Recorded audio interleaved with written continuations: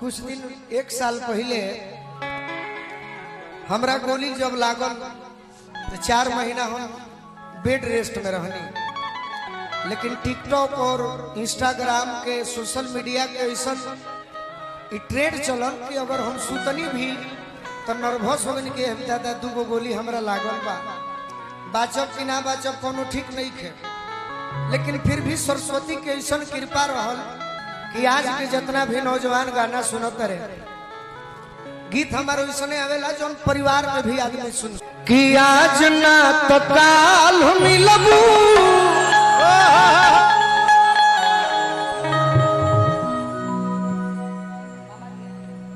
कहीं ना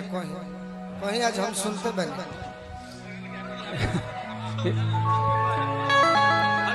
एक लड़का अपनी मोतियों सुनबो लोग के हम देखो भाई हाला करबो मैदान के बहाना घर भाई। एक लड़का है मित्र, अब एक लड़का एक लड़की की बात है जो आज के जमाने में हम सुन रहे हैं। लड़की जब लड़के से जाकर कहते हैं कि देखो मेरे प्रेमियों, हमारा तुमसे शादी संभव नहीं है, मेरे माँ बाप की मजबूरी है, मैं उनके पगड़ी के आगे तुमसे रिश्ता तोड़ रही हूँ। लड़का उसी वक्त कहता है, क्या कहता है कि आज ना तो काल मिलबू, अरे बानी ही आस से प्यार हम करी ले तो से पहले कलास से, प्यार हम करी ले तो से पहले कलास। एक चीज के डर बा, बाकी डर लागे तहरा बाबूजी के पास से, बाकी डर लागे बाबूजी के पास से, प्यार हम करीले तो से पहले कलास से, प्यार हम करीले तो से पहले। एक दर्पण फिल्म आया था तो हम उसी वक्त कल्लू मामा सोचे थे। दर्पण फिल्म में जितेंद्र जी ने कहा था एक लड़की के बारे में, क्या कहा? परदेसियों से अखियां मिलाना, परदेसियों से अखियां मिलाना, परदेसियों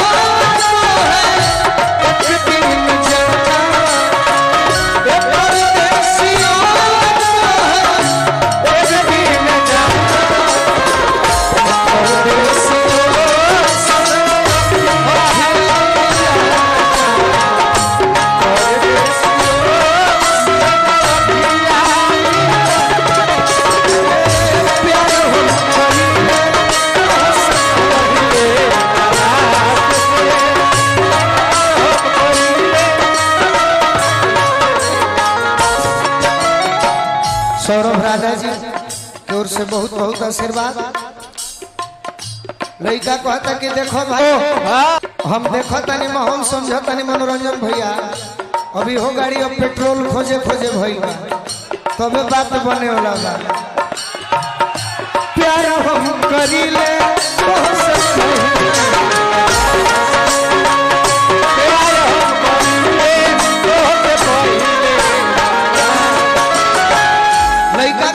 देखो सहारा चक्कर में हमार बाबूजी कोनो कसर ना छोड़न पढ़ावे में। बाकी हम सुंदर आवाज अंदाज सरस्वती के कृपा बन रहो, ये हम माई से मनाई। लड़का कहता कि भले ही हम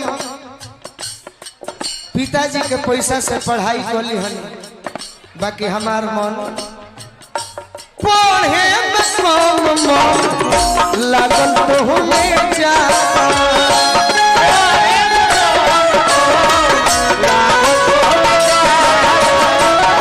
बाकी तू बदल जानी आप मीरा,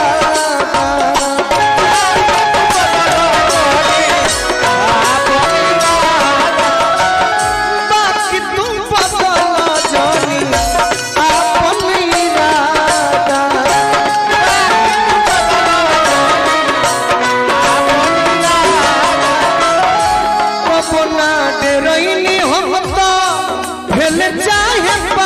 से को ना डरैनी हम पा फैल जाए पास से प्यार हम करीले तो से पहिले तलाश से प्यार हम करीले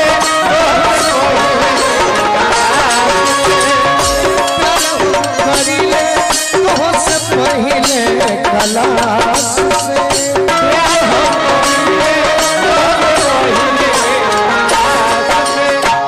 वैसे तो हम पुराने गीत को बड़ा पसंद करते हैं। एक महेंद्र कपूर जी का गाना था जिन्हें हम सुन सुनकर गाना गाने लगे रहे तो तरी ना कोई जला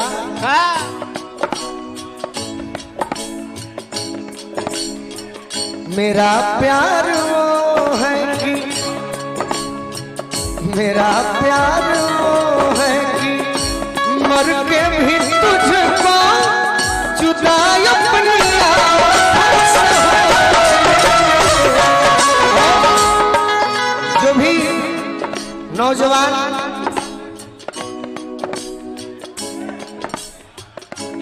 जो भी नौजवान चाचा जी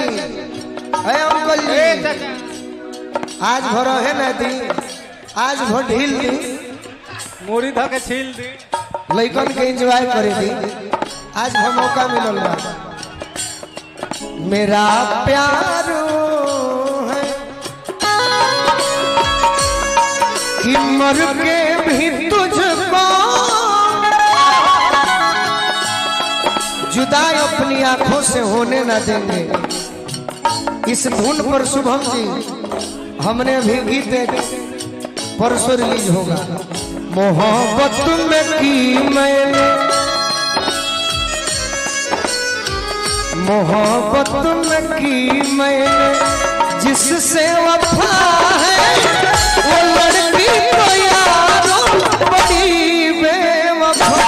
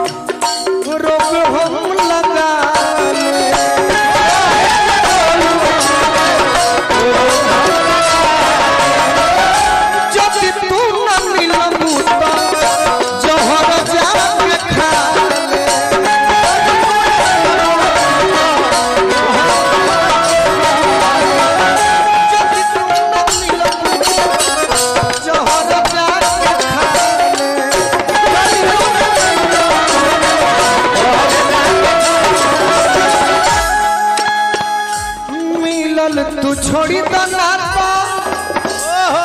है असबर प्रयास से मिलल तू छोड़ी तो नाता हलचल प्रयास से